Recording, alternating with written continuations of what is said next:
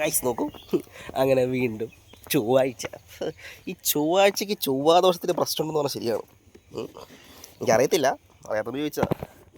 ഇനി ഇപ്പോൾ ചൊവ്വാദോഷം എന്തായിരിക്കും? അതൊന്നും ആയിരിക്കും ഇപ്പോൾ സമയമില്ല. എന്തായാലും ബാക്കിയുള്ളത് വിഷസ് വഴിയേ.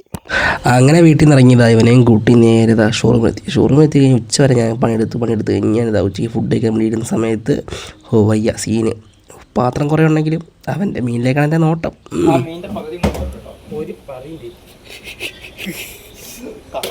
അടിപൊളി, അവൻ്റെ ഇത് കിട്ടിയല്ലോ.